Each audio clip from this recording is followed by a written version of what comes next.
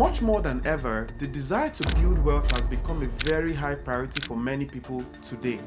This heightened aspiration could largely be arising from increased financial constraints caused by unfavorable macroeconomic conditions. Or it could just simply mean that these aspirations reflect people's earnest desire to attain financial independence as a whole. Now, the more pressing question is, how do you attain wealth? Or simply put, how do you attain financial freedom as an individual? I know for sure that one of the best and fastest ways to attain this is through investment in index funds. However, based on my experience, I understand that there's so many index funds today that could be overwhelming for the average person to navigate through.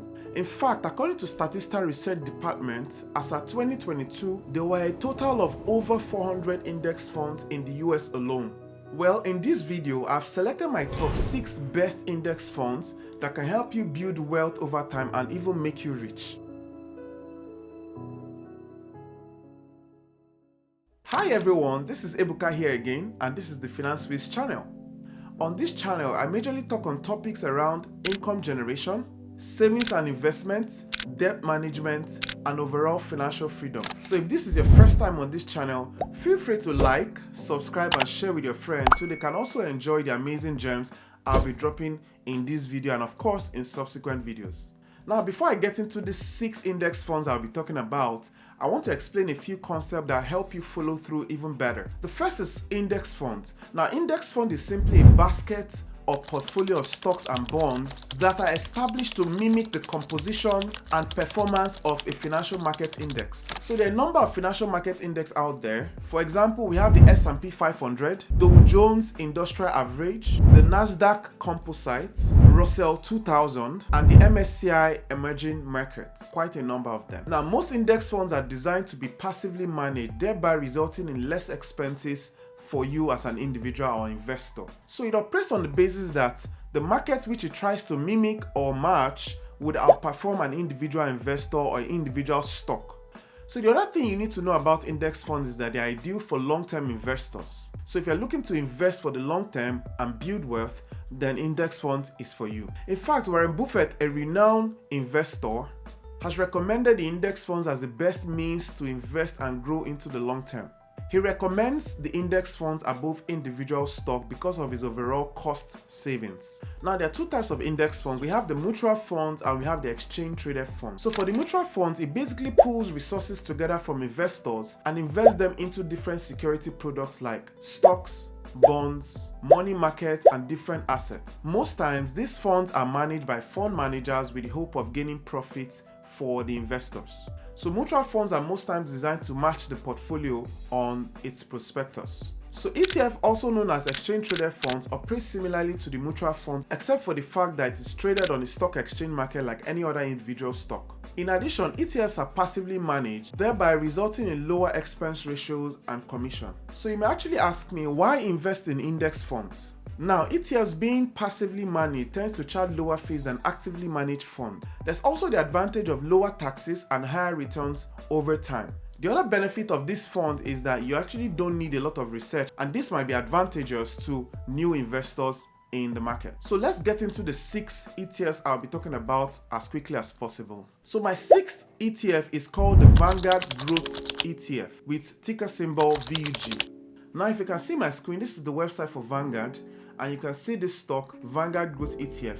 Now, Vanguard Growth ETF was founded in 2004, and currently it trades at a price of $291.86 in the New York Stock Exchange. So the VUG basically tracks the CRP US Large Capital Growth Index, and it has the fund's net assets of $178.64 billion, which you can see from here. Now, it has a stock pool of 235 stocks and a 10-year average annual returns of 14.92%, which means that if you invested $500 in this stock on a monthly basis for 10 years, you should be getting about $138,473. It also has a dividend yield of 0.61% and an expense ratio of 0.04%, and it is clearly diversified into 11 industries. Now, here are the 10 major holdings of this stock. We have Apple, Microsoft, Alphabet, all the way to MasterCard Inc. So my 5th ETF is what I call SPDR Dow Jones Industrial Average ETF Trust.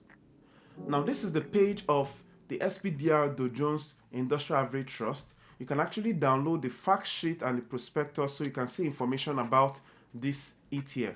Now, currently, if you go on Google Finance, we can see that this ETF trades at $354.48 at this moment. Now, this index was founded in 1998 and basically tracks the Dow Jones Industrial Average market. Now, this is ideal for investors looking to invest in blue chip companies. So this ETF has a fund net asset of $31.07 billion, a stock pool of 30 blue chip US stocks, and a 10-year average annual returns of 11.09%, which you can see right here. What this means is that if you had invested $500 from 10 years ago in this stock, by now you would have had $109,494 just from investing in this stock alone.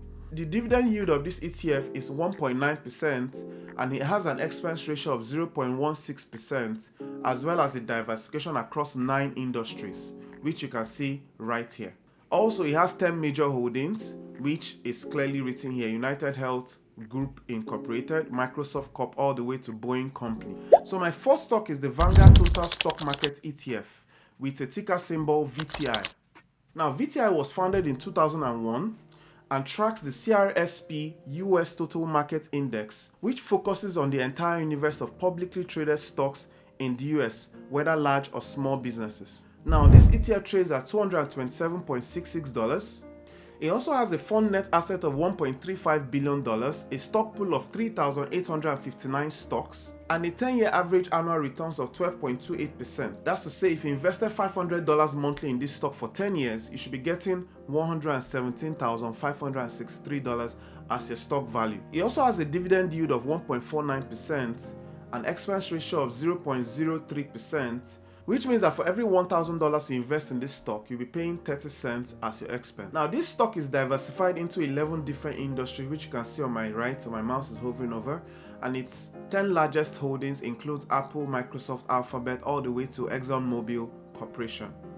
So my third stock is the Vanguard Russell 2000 ETF with the ticker symbol VTWO. Now, VTWO was founded in 2010, and it tracks the small cap segment of the US equity universe. It currently trades at a stock price of $79.40 on the Nasdaq market. So this ETF has a fund net asset of $6.64 billion, a stock pool of 2022 stocks, and a 10-year average annual returns of 8.3%. That's to say, if you invested $500 monthly in this ETF, over 10 years, your value of your investment should be $93,663. In addition, it pays a dividend yield of 1.45% and has an expense ratio of 0.10%. Overall, this ETF is diversified into 11 industries, which you can see my mouse hovering over, and its 10 largest holdings include Super Microcomputer Inc., SPS Commerce, and all the way to Commercial Metals Co. So my second ETF is the Invesco QQQ Trust. It trades with the ticker symbol QQQ on the Nasdaq Stock Exchange. Now, this is the Invesco QQQ website. You can actually download the fact sheet and the prospectus to get information about the stock. Now, this stock currently trades at $383.48 in the Nasdaq market. So the QQQ was founded in 1999 and basically tracks the Nasdaq 100 index.